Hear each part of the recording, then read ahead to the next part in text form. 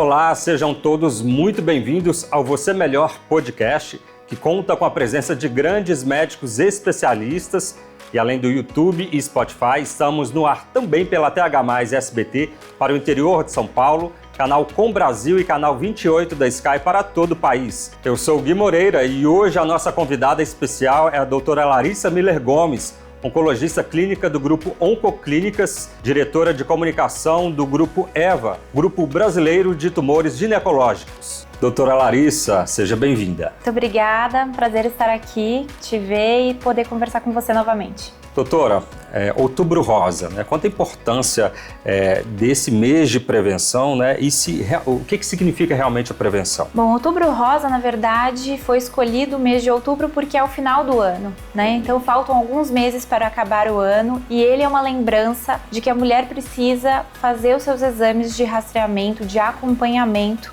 junto ao seu clínico geral ou ginecologista, para evitar um diagnóstico tardio de câncer, né? Sim. A gente tenta aqui para que a mulher que está sem sintomas faça os exames e descubra uma doença antes mesmo de saber que está doente. Então, antes da mulher sentir algo, a gente indica os exames de rastreamento. Prevenção, então, leia-se que a gente vai descobrir antes de qualquer coisa. Então, o Outubro Rosa, ele remete a essa lembrança, a mulher se cuidar, prestar atenção em si mesma, prestar atenção no seu corpo e tentar descobrir algo antes mesmo de que descubra uma doença grave, como o câncer. Doutora, e uma das principais coisas que a mulher pode fazer em casa para não detectar, mas ela pelo menos vai suspeitar ali, é apalpar essa região aqui, as mamas. Isso é importante mesmo? Isso é uma excelente pergunta. Até pouco tempo atrás era recomendado que a mulher fizesse o autoexame com uma certa frequência. Porém, uma coisa a gente sabe, que quando uma mulher leiga, ou seja, uma mulher que não é médica ou que não é da área da saúde, faz alguma palpação de nódulo, por estudos a gente sabe que esse nódulo ele deve ter por volta de 2 centímetros. Quando um profissional da área da saúde faz um exame físico completo e adequado, esse nódulo ele tende a ter até 1 centímetro. Já as imagens, às vezes, é coisa de milímetros. Então, por esse motivo é que o autoexame ele não retira a necessidade da mulher realizar uma mamografia ou um ultrassom ou passar por uma avaliação com o médico. Não só por isso, mas também porque muitas vezes as mulheres negligenciam. Elas entendem que aquela alteração ela pode não ser significativa. Assim como eu tenho pacientes que, ao contrário, elas supervalorizam e vão atrás. Então, por esse motivo, fazer o exame físico hoje em dia ele não é totalmente encorajado, porque antigamente acreditava que ele podia se substituir os exames de imagem. Hoje nós sabemos que não, que eles não substituem, mas é importantíssimo que a mulher se conheça. Olhe perante o espelho, faça a palpação, olhe a axila, mudou o tamanho, alguma mancha avermelhada, está saindo alguma secreção. Manchas também? Também. Por exemplo, a mulher que tem a mama mais avermelhada, que aquela mama começa a ficar avermelhada, como se tivesse uma infecção, uma mastite, que é muito comum na época da gestação, essa mulher ela deve procurar um auxílio, procurar avaliação junto ao médico para ver se tem alguma alteração ou não. Doutora, e por que ainda vemos tantos diagnósticos tardios, para o câncer de mama? Bom, um dos motivos foi a gente teve a pandemia agora em 2020. Essa pandemia acabou atrasando muitos exames de imagem. Muitas pessoas ficaram com receio de ir até os serviços de saúde. A gente teve que focar no Covid ao invés de focar apenas em exames de rastreamento. Isso acabou resultando em muitos diagnósticos tardios, em que as mulheres chegaram com doenças muito mais avançadas até o profissional médico. Além disso, ainda existe uma dificuldade em realizar os exames. A gente está aqui falando, mas a gente sabe que muitas vezes a mulher que está no SUS, ela demora muito tempo para conseguir realizar a mamografia, apesar de ter o pedido médico. Isso é uma realidade, não tanto aqui em São Paulo, capital, mas a gente sabe que no interior isso é muito frequente. Além dessa dificuldade, existe também a dificuldade em chegar no médico especialista, que muitas vezes demora mais do que o tempo que a gente espera. Ou seja, essa mulher faz uma mamografia, descobre que tem um nódulo, alguma alteração, mas aí ela precisa fazer uma biópsia. E perante o resultado da biópsia é que ela chega no oncologista. Então, isso também acaba atrasando o resultado. Aqui em São Paulo, isso é muito bem organizado. A partir do momento em que a mulher apresenta alguma alteração nos exames de imagem, a grande maioria dos centros de referência já estão organizados para chamar essa paciente para realizar uma biópsia e agendam uma consulta com o médico especialista. Então, aqui no estado acontece muito bem, diferente dos estados ao redor, aí afora do Brasil, né? A gente sabe que não é todo lugar que é desse jeito. Então, aqui é um lugar que está muito bem organizado. Além disso, eu acho que eu falaria também da questão da mulher procurar. Por isso ocorre um atraso. Muitas vezes as mulheres negligenciam, acreditam que aquilo não deve ser nada, ou muitas vezes até imaginam que é alguma coisa ruim, mas tem receio de ter certeza do diagnóstico. Então, assim, é importantíssimo que você em casa, que tem alguma alteração, procure o médico, não tenha medo. É preferível saber do que ficar na dúvida, deixar aquilo piorar e ter um diagnóstico muito tardio, que é bem mais complicado para tratar. Agora, no câncer de mama, por exemplo, tem chances de cura, né, doutora? Tem. A gente fala em 90% de cura quando a paciente descobre num cenário mais inicial. Inicial, aqui eu me refiro a tumores menores de 2 centímetros, tumores que não atingiram a axila, ou seja, que não soltaram células na corrente sanguínea e que isso não foi capaz de chegar até a axila. Quando isso acontece, eu tenho uma chance de cura na ordem de 90%. Vai depender de outros fatores, como por exemplo, idade, se tem alguma questão genética envolvida ou não, se é uma paciente que tem, por exemplo, um subtipo mais agressivo, que às vezes acontece, na patologia a gente consegue descobrir, mas de uma maneira geral a gente tem um percentual muito grande de cura.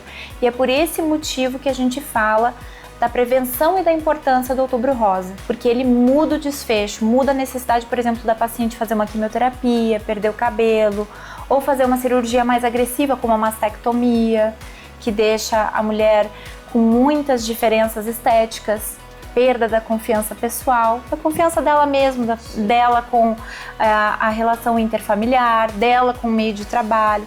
Então isso acaba trazendo muitas outras cicatrizes, vamos dizer assim, não só a cicatriz do corpo mesmo, né? Então acho que por isso que a gente fala tanto do diagnóstico precoce e do tratamento precoce também. Eu vou aproveitar que a doutora está aqui e vou perguntar uma dúvida, né, de uma telespectadora nossa aqui a respeito dos exames aí que envolvem radiação, alguns também da biópsia, né, que tira um pedacinho lá para analisar. Alguns médicos já vieram na internet falar que é pior, que não deve fazer. Sim. Por causa que pode impulsionar aí o câncer, no caso da biópsia também. O que a doutora tem a falar sobre isso? Perfeito, é uma excelente pergunta. Eu acho que a gente está aqui para isso, para combater as fake news também, né? Exatamente. Então, uma das fake news que existem ao redor do Outubro Rosa é justamente a questão da quantidade de radiação que uma mamografia pode emitir. Para você ter ideia, a quantidade de radiação de uma tomografia, ela é 7 vezes mais de uma mamografia.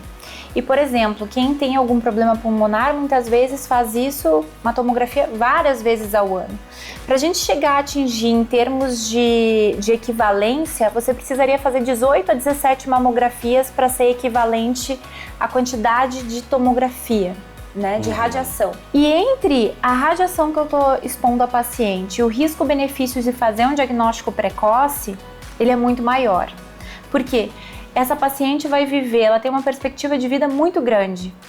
E se eu fizer a mamografia uma vez por ano, que é o recomendado, eu acabo tendo um benefício muito maior, sem falar que o Ministério da Saúde, ele fala da gente fazer a mamografia a partir dos 40 hoje, até uma determinada idade, em que eu não tenho mais o risco dessa paciente desenvolver, ou, por exemplo, é uma paciente que já tem outros problemas de saúde que acabam colocando a vida dela em maior risco do que de desenvolver alguma doença da mama. Então, o médico ele faz essa ponderação. Além disso, existem pacientes em que o médico avalia a real necessidade. Às vezes, tem pessoas que têm a mama extremamente densa e que só a mamografia não é o suficiente, ou fazer a mamografia num cenário em que não está correspondendo. Às vezes é um caso em que eu devo fazer ultrassom, ou em que eu devo fazer ressonância. Por exemplo, pacientes que têm mutação genética, às vezes a gente manda fazer ressonância uma vez por ano, porque a gente sabe que é melhor para essas pacientes. BRCA1 e BRCA2, portadoras de BRCA1 e BRCA2, uma frequência menor de pacientes, mas assim, é uma decisão individualizada. Então, a mamografia, ela acaba tendo, de uma maneira geral, entre o risco-benefício, o benefício de reduzir o risco dessa paciente de descobrir um diagnóstico tardio e falecer por câncer. Que é isso que os estudos mensuram. E no caso da biópsia também rola uma fake news, né? Então a biópsia, ela sempre é indicada quando eu tenho uma alteração em que eu tenho dúvida, ou seja, que é uma lesão que pode desenvolver câncer. Biópsia, para quem não sabe, né, para quem é de casa, a gente identifica a lesão, a alteração pela mamografia ou ultrassom. E o médico lá, radiologista, o médico que está lá naquele setor de radiologia, ele vai ir até próximo da lesão e ele faz uma retirada de um pequeno tecido daquela lesão, intramamário, que a gente chama. Isso é encaminhado para o patologista faz uma série de testes que nos dizem se aquela lesão ela é maligna ou benigna. E baseado nisso eu consigo determinar se essa paciente precisa, por exemplo, repetir a mamografia daqui a um ano, se for benigna, ou não, eu vou fazer um ultrassom que eu vejo melhor, como que eu vou acompanhar essa paciente. E no caso de maligna, obviamente, eu vou acabar encaminhando ela para um serviço para passar com o oncologista para fazer o seu tratamento. Agora, as biópsias, de uma maneira geral, elas não são feitas de rotina, elas são feitas em casos selecionados, isso é importantíssimo que fique claro. Quando há uma suspeita. Exato. E quando a mulher deve começar a fazer aí o exame de rastreamento? Então, essa foi uma discussão bem cabulosa no início desse ano. Acho que a maioria das pessoas acompanhou uma discussão entre sociedades. Nós tínhamos a Sociedade Brasileira de Oncologia Clínica, a Sociedade Brasileira de Mastologia, solicitando a redução dos exames para os 40 anos.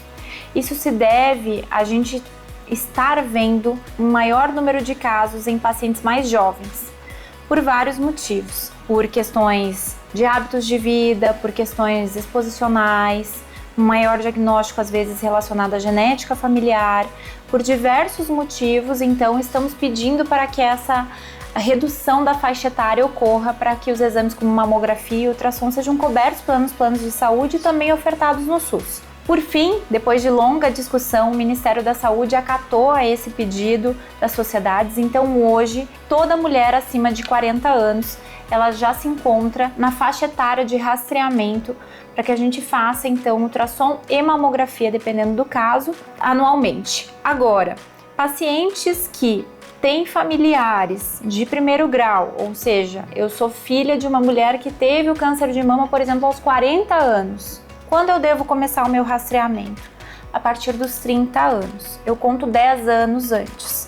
Então, essa é uma paciente de exceção. É uma paciente que deve procurar o médico, receber orientações e provavelmente com 30 anos é uma mama densa, uma mama jovem. Às vezes a mulher nem teve filhos ou está grávida. Então, o que a gente recomenda é que se faça ultrassom e avalie essa questão genética, porque daí, como eu comentei já, algumas pacientes que são portadoras de mutações genéticas, aí a gente individualiza e faz ressonância magnética das mamas.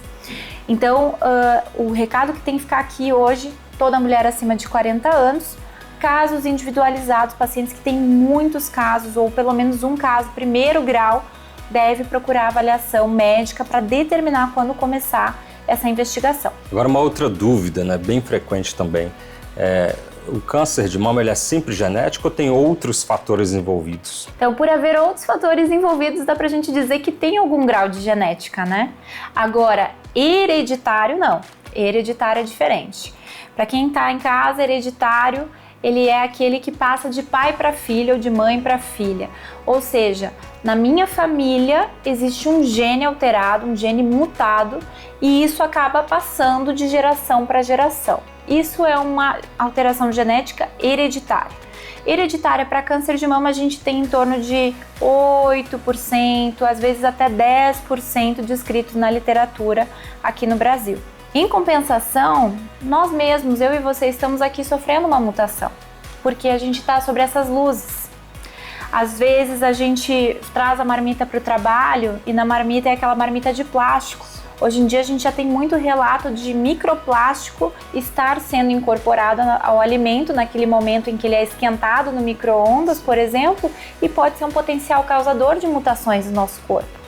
Então a gente sofre mutações o tempo todo. A pessoa que fuma sofre uma mutação, a pessoa que bebe, a pessoa que ingere muito ingesta calórica, né, muito gordurosa, aquele alimento que não é bom nutricionalmente, também acaba favorecendo. Tudo isso porque a gente acumula radicais livres. Acumulando radicais livres, eu facilito o erro. Então, na hora em que a célula está se dividindo, o DNA ele acaba sofrendo algum erro, porque a célula não é perfeita.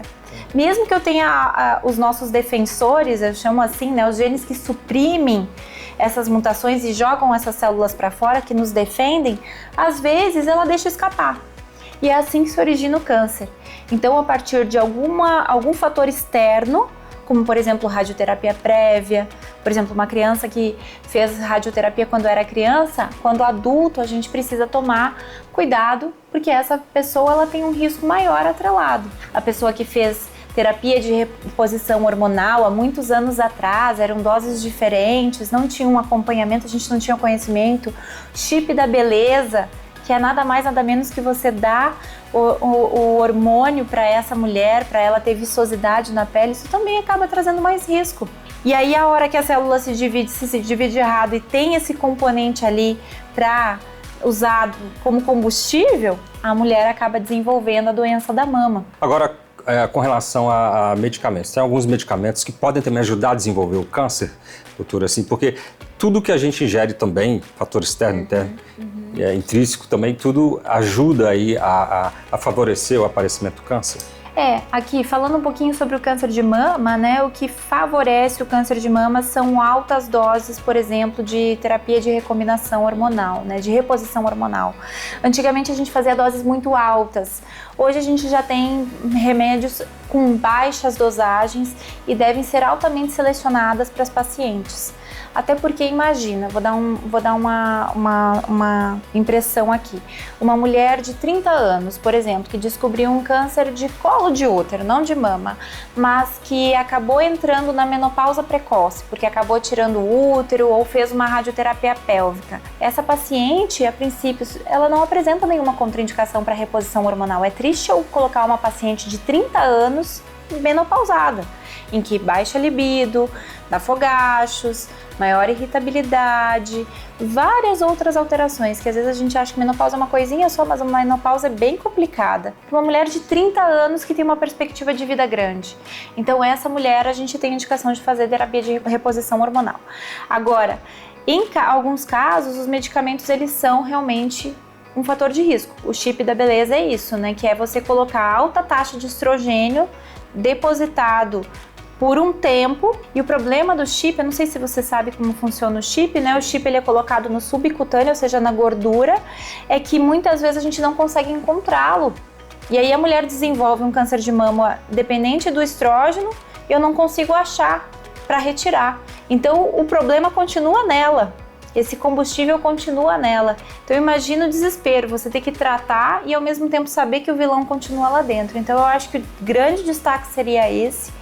Em termos de outras medicações a gente não tem, e tratamentos o que a gente tem que colocar em risco é a radioterapia, tá? Para esses tumores femininos principalmente. Mas no caso do chip da beleza, que chama bastante atenção aqui, todas as mulheres que usam vão ter esse risco? Ou cada caso é um caso que precisa ser analisado? Olha, na verdade, hoje a gente acredita que mesmo que a dosagem seja baixa, por estar lá e ter a questão do depósito, a gente não saber o quanto que ele vai largar de medicamento, existe um risco. Eu médica, como oncologista, eu recomendaria não colocar. Eu acho bem arriscado. Por causa justamente dos riscos. Exato.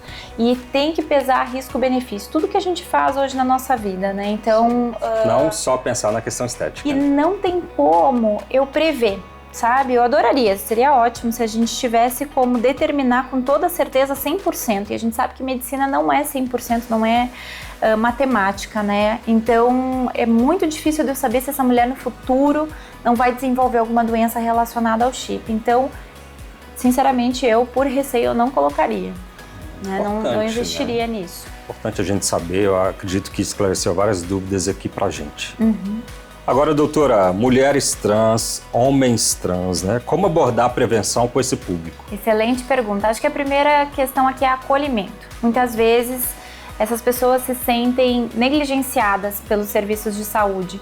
Muitas vezes porque tem que preencher relatórios que são homem, mulher, ou dar uma justificativa, não conseguem colocar os pronomes específicos. Então eu acho que a primeira coisa que a gente tem que mudar é como que eu vou abordar, os serviços serem mais abrangentes, a gente não ser tão rigoroso assim, né? E sempre perguntar para o paciente. Acho que a relação médico-paciente ela tem que ser muito aberta.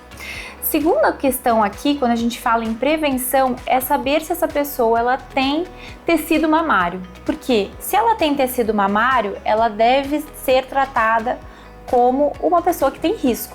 Claro, algumas pessoas vão ser tratadas como de alto risco, como por exemplo, aquelas que têm a mutação de BRCA1, BRCA2, tem alguma história familiar importante. Essas pessoas, elas devem passar por uma avaliação mais criteriosa. Aquelas que têm tecido mamário devem seguir o ritmo das mulheres, como a gente havia comentado. Então, tem 40 anos ou mais, ou faz uso de estrógeno, ou faz uso de alguma hormonioterapia específica, essa pessoa deve realizar exames de rotina, né, como a gente havia comentado. Então, mamografia a partir dos 40 anos, se necessário, se tiver um tecido mamário muito grande, muito denso, a gente recomenda o ultrassom. Mas, de novo, cada caso é um caso. Eu acho que o mais importante aqui é o acolhimento e identificar se tem tecido mamário ou não. Quem não tem tecido mamário, a gente não precisa fazer nenhum rastreamento. Doutora, a gente estava conversando aqui nos bastidores, eu como estudante de medicina também, sou meio médico, né? E a gente estava comentando que na faculdade não tem a matéria de oncologia, né? E deveria ter, né? É impressionante porque oncologia é responsável pela segunda maior causa de mortalidade nos brasileiros. Ou seja, ele só perde para doença cardiovascular.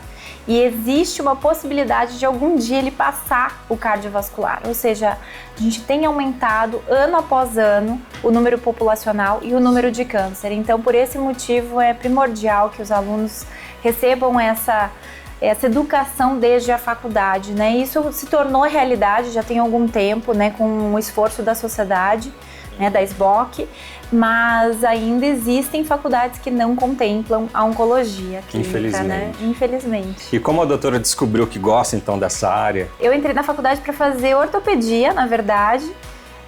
Meu avô queria, a gente tinha fazendas naquela época, muitas vezes as pessoas se machucavam, precisavam fazer alguma correção de luxação, algum trauma, alguma coisa, então eu entrei com essa intenção.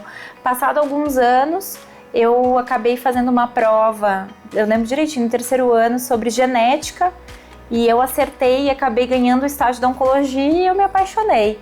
Ao mesmo tempo, na minha faculdade era muito forte a parte de gineco, de mastologia, e eu adorava ir para os ambulatórios, mas eu nunca fui boa em cirurgia, não adianta, apesar de ter entrado com aquele intuito, não era meu goal ser cirurgiã. Então eu acabei fazendo oncologia clínica, é uma clínica diferente, é uma clínica voltada para o cuidado da mulher ali no caso, e associou ao meu conhecimento de masto e de gineco. Então foi por isso que eu acabei escolhendo. E hoje está completamente realizado. Realizadíssima, sou muito feliz com o que eu faço, com as minhas pacientes e não trocaria por nada, sou extremamente assistencial. Que bom, e parabéns pela sua competência, pelo seu profissionalismo. A gente vê, né, o seu trabalho, os congressos, os eventos que você participa, a gente acompanha pelas redes sociais, é um trabalho incrível que você faz. E você também, no seu currículo, faz parte, né, do corpo clínico aí, conta pra gente. Então, na verdade, hoje eu faço parte do corpo clínico da Oncoclínicas, também faço parte da diretoria, né, o Grupo Brasileiro de Tumores Ginecológicos, já tem 3 anos que eu faço isso, onde eu estou à frente da comunicação, ou seja, toda a área de comunicação do grupo. Também sou membro de várias sociedades, tento participar de pesquisa clínica, que agora também estou envolvida. Então, são várias as frentes. Uma coisa que eu sinto muita falta foi da época que eu trabalhei no SUS, em que eu tive a oportunidade de atender muitas mulheres e que hoje eu tenho a graça de receber muitas mensagens falando: doutora, acabou meus 5 anos de remédio, acabou meus 5 anos de comprimido, tô ótima, recebi alta. Enfim, isso é muito bacana, né? Saber que a vida continua e que essas pessoas estão bem, né? Eu provavelmente nunca vou esquecê-las, elas também não vão me esquecer. E isso é muito bacana, né? Você saber que você ajudou alguém a respirar melhor, a viver melhor, a ter vida por conta do teu trabalho, né? Acho que isso não há dinheiro no mundo que pague, sabe? Quase uma missão, né? Isso não tem preço nenhum. Doutor, o que é o câncer de mama triplo negativo e por que ele preocupa tanto? Então, o câncer de mama triplo negativo é quando eu realizo a biópsia de uma lesão e no resultado da patologia, no anátomo patológico e na imunohistoquímica, eu tenho lá como a paciente não apresentando expressão de estrógeno ou expressão de progesterona ou expressão de HER2 positivo. Isso aí é uma subclassificação do câncer de mama em que nós médicos utilizamos para determinar o risco dessa doença e também sabemos que esse subtipo de câncer de mama, ele apresenta uma maior incidência, ou seja, uma maior chance de desenvolver metástases. E é por este motivo que nós somos muito mais agressivos no seu tratamento.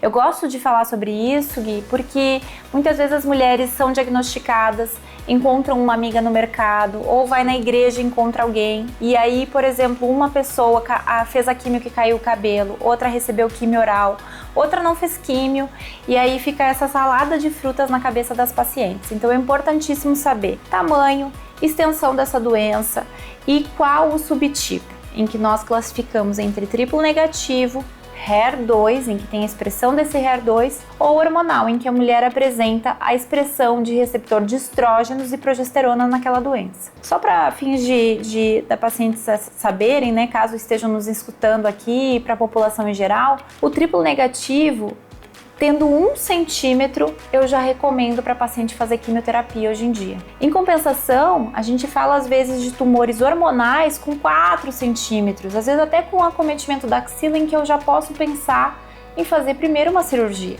Então veja, tamanho é a diferença. Então o triplo negativo, mesmo sendo pequeno, ele é muito bandido. Então por esse motivo a gente já começa com químio mesmo com 1 centímetro, menores de 1 centímetro a gente aceita operar, se não, já começa com quimioterapia, tentando diminuir, até mesmo sumir essa doença, para depois fazer uma cirurgia. Então o tratamento ele é completamente diferente. E em triplo negativo, maior de 2 centímetros, hoje em dia a gente tem disponível no setor privado a imunoterapia. Em compensação, no SUS a gente tem quimioterapias, mas mesmo assim vale falar a ressalva que eu tenho pacientes que estão há mais de 5 anos no SUS, que trataram com quimioterapia, triplo negativo no SUS e estão bem. Então não vejam isso como algo que estão oferecendo menos, necessariamente vai ir pior. Isso não é uma verdade, mas a gente aprendeu ao longo dos anos que a imunoterapia ela faz sentido e existe uma briga para levar esse tratamento ao SUS. Excelente, olha, adorei o nosso bate-papo, chegamos ao fim do podcast aqui do Você Melhor. E deixa um recado aqui para as mulheres, né, que estão passando por um momento difícil, precisam fazer esse tratamento. Outubro Rosa também, né, nós estamos no Outubro Rosa, que é o mês importante para isso. Deixa um recado então para as nossas mulheres aí. Perfeito. Bom, eu queria falar para você, paciente, que você não está sozinha. Procure sempre conversar com a sua equipe, com o seu médico, com a equipe multidisciplinar. Procure ajuda. Se tiver dúvidas, esclareça as dúvidas, escreva no papel, leve as dúvidas, converse. E, mais importante, procure informações de qualidade. Hoje em dia tem muita coisa na internet, a gente sabe que o ChatGPT, às vezes, ele não consegue compreender todas as dimensões de ser mulher. Isso é importante e principalmente para aquelas mulheres que estão em tratamento, estão sofrendo, que eu acho que isso é muito difícil de manejar. Da menopausa, saibam que isso tem manejo, que dá para a gente resolver. Vocês, de novo, não estão sozinhas, procurem orientação, não façam nenhum tratamento sem falar com a sua equipe e dividam todas essas sensações e esses sintomas que vocês estão tendo. Muitas vezes na hora da consulta é tão corrido que a gente não consegue falar sobre tudo.